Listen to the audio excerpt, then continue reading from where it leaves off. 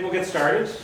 Thank you everybody for coming again, and welcome to our pension workshop session number 4, dealing with public-private partnerships, privatization, and the role that pension funds are playing within that dynamic. My name is Kevin Scarrett. I recognize most of you, so most of you are regulars, maybe a few newcomers. Because of the potential newcomers, I'll just hit a couple of points of logistics about our space and this session. We've got this comfortable room. There's washrooms through those doors, coffee. We're very informal, so if anybody desperately needs something, a snack or a coffee, it's out those doors. There's water as well at the counter there. You can help yourself. I also want to mention, thanks to the Center for Social Justice and our other sponsors, Greater Toronto Workers' Assembly, the Socialist Project, and I don't know if Leo is here, but is he? He just left. He just left. He's still left. I just don't know the chair that I want to recognize. His chair is also one of the contributors. Sam, what do we call it? Political Economy Chair at York. Thank you. And I think that's our list. And the Center for Global Research at York. Oh, thank you. Yes, yes, GLRC, Global Labor Research Center at York University, is also one of our sponsors and supporters. That's helped make this happen.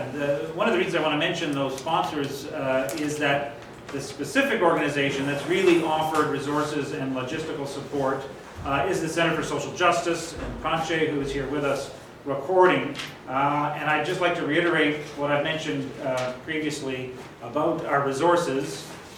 This workshop series is, we're not charging for it, but we are strongly urging and welcoming donations to the Center for Social Justice. That organization helps events like this take place and makes them accessible to people, and I think that's really important. But one of the things for that to happen is that those of us with some resources need to help pool them to allow these kinds of things to happen.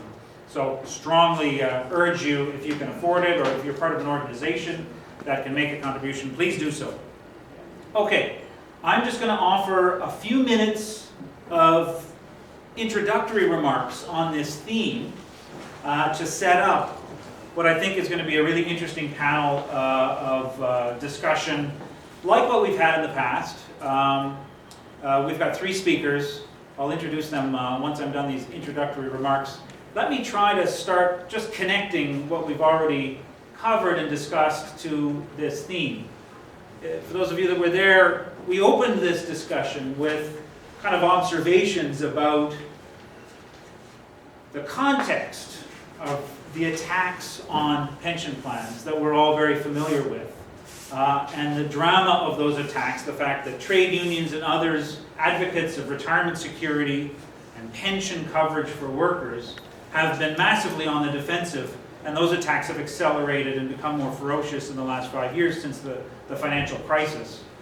So that was observed, but the focus that we drew for this workshop is the peculiar, and I think we said contradictory expression of that. One of them is where that has put our pension plans, and specifically our pension funds, in the wake of these crises and these dynamics. In other words, specifically, we talked about how they are now, many of them, very badly underfunded, in need of more funding, more contributions, and some would say more rate of return on their investments, which is a premise of how these kinds of pension plans, workplace-type pension plans, operate. So this has put us in a bind, and at the same time, we observed that what pension funds as investment funds are actually doing and getting involved in has been changing dramatically in the last 20 years, and especially in the last 10 years, including getting involved now in private equity investments, in hedge funds, in derivatives. And one of the other things that I mentioned right off the top was pension funds now becoming a key source of finance for privatization, and specifically the form of privatization that's described as public-private partnerships. So again, for those of us who recognize privatization as part of the attack on workers, attack on the state, and really an expression of neoliberalism, especially those of us in the public sector, this is a serious concern, but one that has not yet generated debate and response and strategy that I think a lot of us would agree are needed. So we talked about that, and then the second and the third sessions of our workshop series started to have a cut at the landscape that pension funds are invested and the theoretical framework and legal framework in which these discussions unfold. So we talked in session number 2 about what is variously called socially responsible investment or environmental, social, and governance concerns and the various forms that that takes. And we heard several of our panelists being sharp critics of some of the contradictions involved there. And then that moved to our third session last time, where we talked about some of those same themes, but at an even more global level. We talked about the UN principles for responsible investment and various other explicit attempts to try to look at pension funds as investment vehicles as a potential source of intervening and shifting the really ugly and destructive dynamic of what private finance has been doing increasingly in recent years. And we started some of that debate. This sets us up for the discussion today, which is really picking out what I think is maybe the most disturbing and contradictory aspect of these newer and recent dynamics, and that is pension funds being mobilized and even like specifically targeted and recognized as a key potential source of finance for the continuing and I would say accelerating privatization of public assets, public organizations, public infrastructure, and even many public services, public sector employment. The speakers on our panel are going to address in more detail the details of what public-private partnerships and infrastructure privatization, what forms it's taking. So I'm not going to say too much about it in these introductory remarks, but I would like to share a couple of things just to sort of set the stage. I've actually been looking in the last couple of months at documents coming out of the G20 and the OECD. These are institutions, key institutions that I'm realizing from reviewing what they've been producing have actually become increasingly focused on the need for infrastructure investment and what they describe as the alignment of interests between pension funds and infrastructure. Pension funds, as it's described, being long-term pools of capital that aren't needing liquidity, that don't need to turn over every year or every quarter, but could lock in for 20, 30, 40 years. Well, there's an alignment there, so it's said, with infrastructure finance needs. So, for example, one of the things that you may not have heard, because I don't think it was very prominent, the G20 met in Russia in early September, and they came out with a statement, a leader's statement of the G20, which announced, among other things, a new agreement at the level of the G20, the governments of the G20, agreeing that there was a terrific need for infrastructure investment. But in their statement, they provide a very specific comment about the agreement that's been reached. And this was really, clearly it's referenced, organized by the OECD, which is the wealthy countries of the world, which published at the same time as this leader statement, a document which is described as high-level principles of long-term investment financing by institutional investors. And I'm just going to offer a quote from that, in fact, the announcement from the G20 and OECD in early September.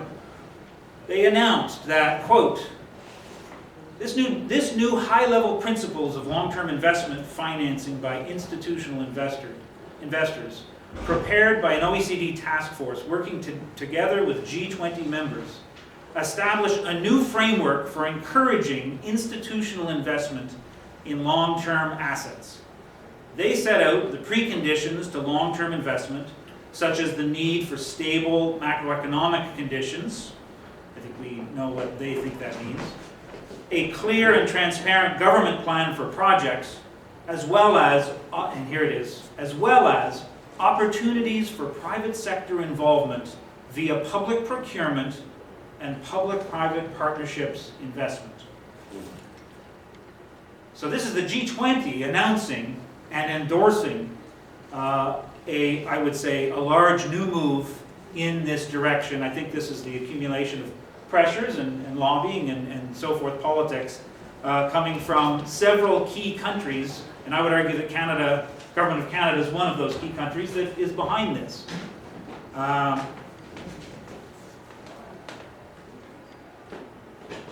And